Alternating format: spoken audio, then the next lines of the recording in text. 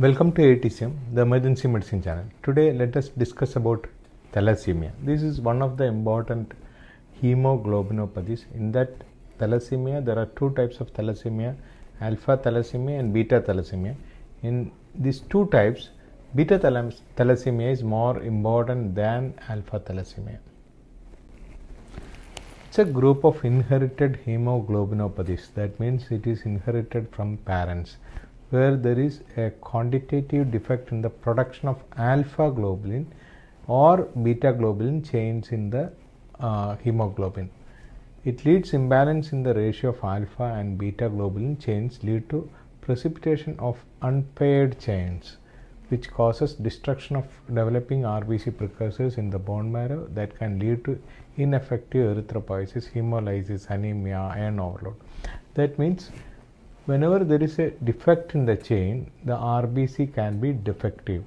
That cannot transport oxygen like a normal hemoglobin, and this abnormal hemoglobin can be destroyed inside the bone marrow or outside the bone marrow. That produces hemolysis, and once there is hemolysis, large amount of blood may be required for the patient. Sometimes we may transfuse the patient. That may create another problem, that is iron overload. So this destruction of RBCs and over transfusion sometimes can lead to iron overload in these patients.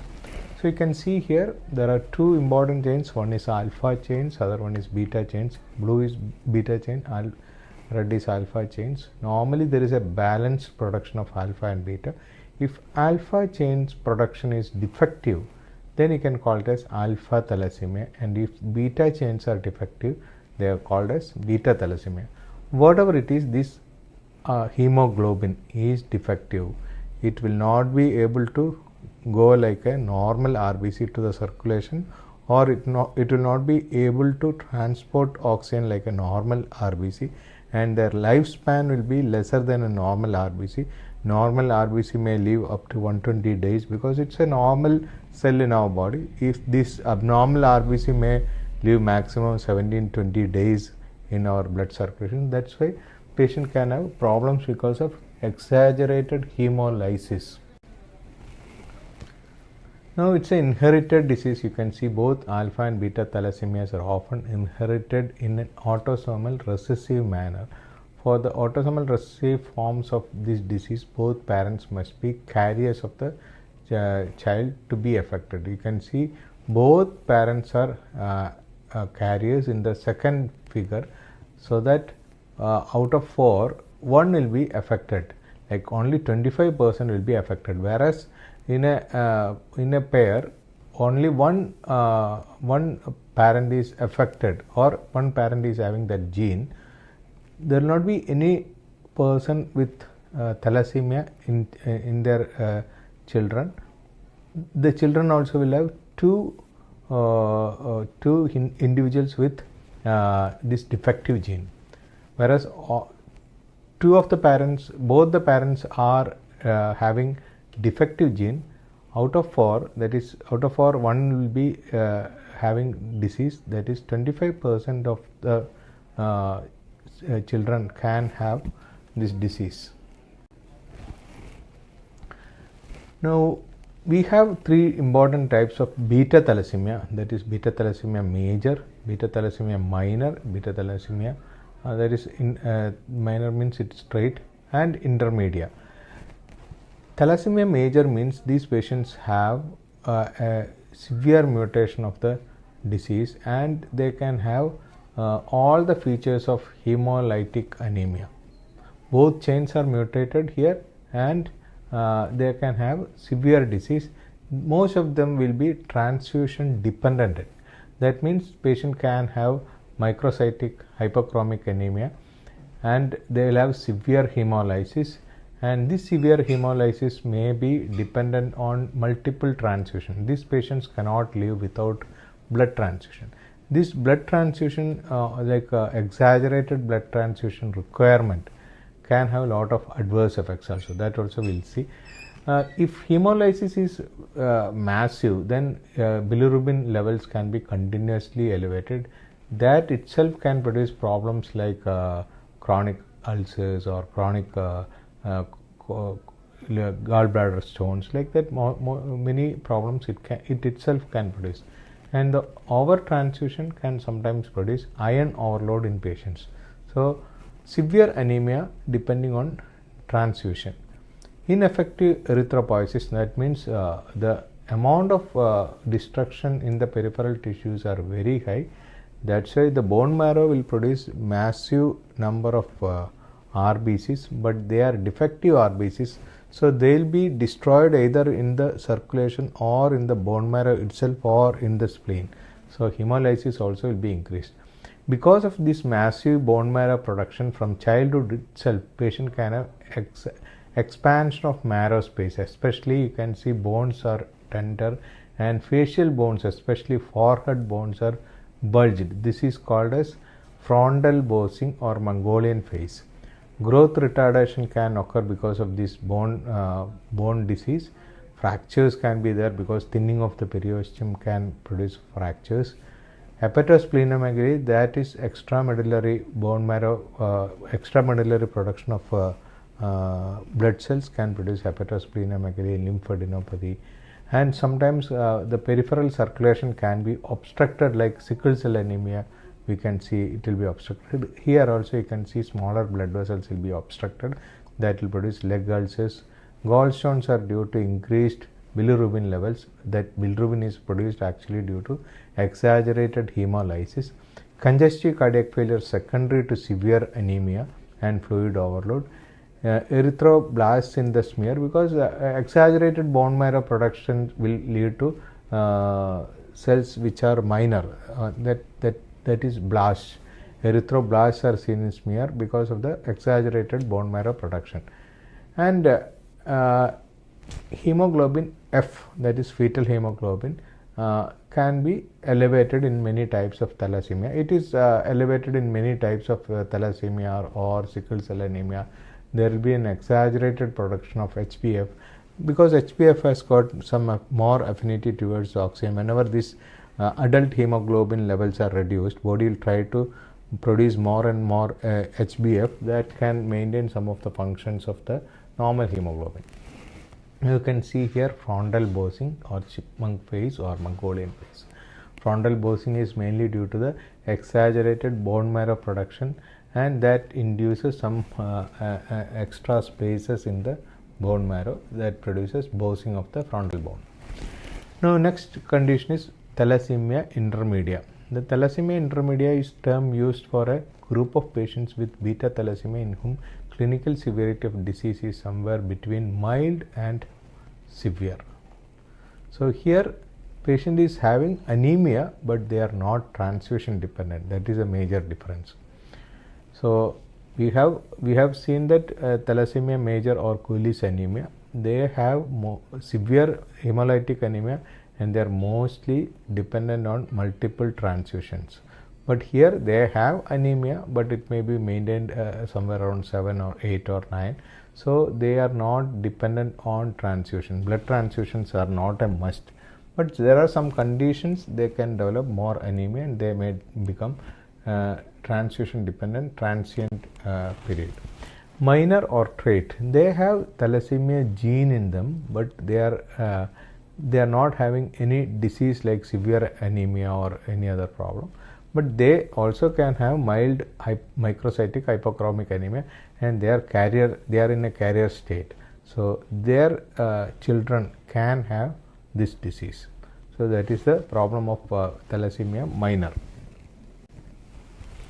You can see the clinical features: thalassemia major, severe anemia, hepatosplenomegaly, growth failure, and bone changes, and hemoglobin is very low, HbF is elevated, HbA2 is normal or high, HbA usually absent. HbA is the adult hemoglobin, that is absent or very much reduced, that is by hemoglobin electrophoresis. Thalassemia intermedia, there will be milder anemia. Anemia may be there, 8 to 10 gram per deciliter is the normal range. HbF is slightly elevated. Thalassemia facies may be there because overproduction of marrow is still there. hepatosplenomegaly can be there, but they are not dependent on transfusion. That is very important. And some patients HbA levels vary from 5 to 90. If it is very low, then we have to find out other reasons for anemia, like iron deficiency anemia can coexist with many of the thalassemia patients, or any other anemia like folic acid deficiency can lead to severe megaloblastic anemia in that condition. Beta thalassemia trait means normal to mild anemia, no organomegaly, no other major clinical features of anemia. HB is always normal, MCH is slightly low, HbF is only 2.5 to 5%, and HbA is more than 90%. Adult hemoglobin is 90%. You can see adult hemoglobin in three conditions. HB, thalassemia major, it is very, very low or absent. Thalassemia intermedia, it can vary from 5 to 90. Depending on that only we need to transfuse the patient. Beta thalassemia trait, it is always normal, so no need to worry. This patient may not have any clinical features. Now, other lab investigations what routinely we do is, one is always we do whenever there is anemia, we do complete blood count. You can see the hemoglobin percentage, and we can see MCV, MCH, MCHC. In microcytic anemia, you can see MCH will be low. Macrocytic anemia, it will be high. So, in thalassemia, normally it's a microcytic anemia, and iron deficiency anemia sometimes can coexist with thalassemia. So, whenever there is microcytic anemia, we have to always see the ferritin and iron levels. If iron and ferritin is low, then there is a coexisting iron deficiency anemia. If that is present, then only we have to transfuse. Otherwise, a patient can have iron overload. So, we have to be very careful when we are transfusing iron these type of patients. Bone marrow hyperplasia can be there because overproduction of the bone marrow due to peripheral destruction can produce overproduction in the bone marrow. Osmotic fragility test, that is actually done for the membrane defect of the RBC like hereditary spherocytosis, elliptocytosis, poikilocytosis. In that condition, fragility test will be positive, but here fragility test will be negative. There is an increased resistance to hemolysis in fragility test.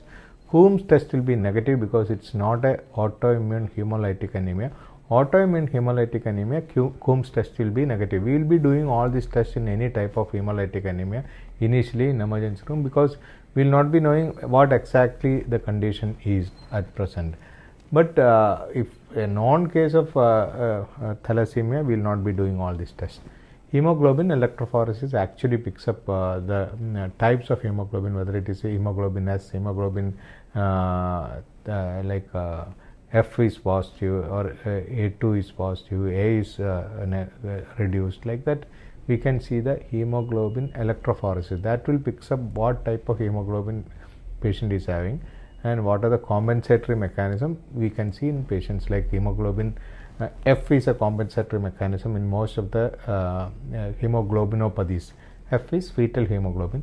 Sickle cell anemia and thalassemia have will be elevated to compensate the reduction in the adult hemoglobin.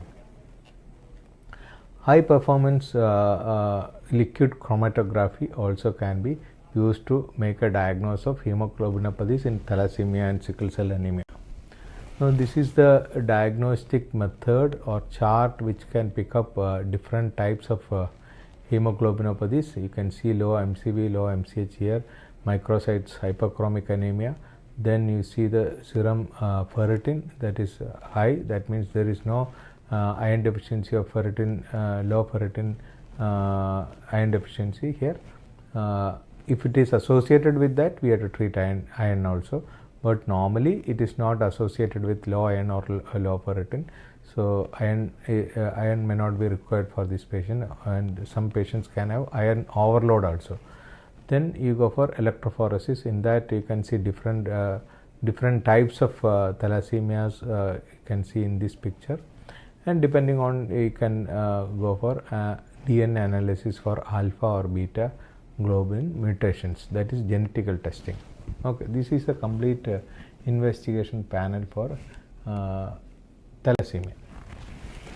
Other investigations like we have to screen the parents, we have to see the siblings, we have to see the relatives. Anyone is having this type of problem, or anybody is having microcytic hypochromic anemia or microcytic hypochromic blood picture Even if anemia is not there, we can see microcytic hypochromic blood picture. Other transfusion leads to transfusion hemolysis. This will lead to damage to endocrine glands like pancreas, liver, heart. Patient can have diabetes, cirrhosis, heart blocks, CCF. So that all depends on how long patient is getting transfusion, what is iron level in this patient, and we can make a diagnosis on that type of investigations. Now another important investigation, that is X-ray skull shows hair on end appearance. That is seen in patient who is having thalassemia. It's a typical finding. Hair on end sign refers to a radiographic appearance of the diploic space of the skull vault, which results from thickening of the trabeculae as the diploic space expands. So this is only a sign of over reactive bone marrow. So that is shown in this X-ray as a hair on end appearance. It's a very classical finding seen in diseases like thalassemia. Now once you make a diagnosis of hemoglobinopathy, whatever it is, whether it is sickle cell anemia or thalassemia, we have to give folic acid, because bone marrow is producing more and more cells that requires vitamin B12, folic acid, iron. Because iron is not lost, it is only hemolysis, iron will be recycled there. But whereas folic acid will be continuously utilized and it will be removed from the body. So if you don't replace folic acid and B12, patient can go to megaloblastic anemia. So folic acid should be given every day, 5 milligram. Otherwise patient will develop folic acid deficiency and folic acid deficiency induced anemia. Then hydroxyurea is one drug which can increase the hemoglobin F in conditions like sickle cell anemia and thalassemia. But comparing with sickle cell anemia and thalassemia, thalassemia response to this drug is lesser when we compare with sickle cell anemia. Whatever it is, we can give hydroxyurea in this type of patients. Blood transfusion can reduce the tissue hypoxemia. It reduces the endogenous hemopoiesis, which is ineffective. Individuals with beta thalassemia major with severe anemia may depend lifelong blood transfusion. So blood transfusion is not indicated in all patients. Those who having a clinical finding only because of anemia, then only we have to treat. Otherwise we should not treat patients with mild anemia, moderate anemia in thalassemia. Only if the patient is having a clinical problem because of anemia, we should treat in thalassemia, because once they become transfusion dependent, they may require continuous transfusion. So only if required we have to transfuse, because there are a lot of other adverse effects because of the transfusion. That also we have to keep in mind. Transfusion reactions, iron overload, pulmonary edema, hyperkalemia, so many problems can occur. Luspatercept is a new drug, that is ACE536, is a subcutaneous agent that can improve the RBC maturation. It was approved for the treatment of adults with transfusion dependent beta thalassemia to reduce the transfusion requirement. Subcutaneous dose is advised. Initial 1 milligram per kg once every 3 weeks is the choice. Desferoxamine is an iron chelating agent. If patient is having iron overload, then you can try desferoxamine. You can even try blood transfusion with ascorbic acid. That also increases the urinary excretion of iron. Splenectomy can be done in patients with severe anemia, severe hemolysis, growth retardation, large spleen, induced problems, symptomatic splenomegaly with abdominal pain, discomfort, splenic infarction, splenic vein thrombosis.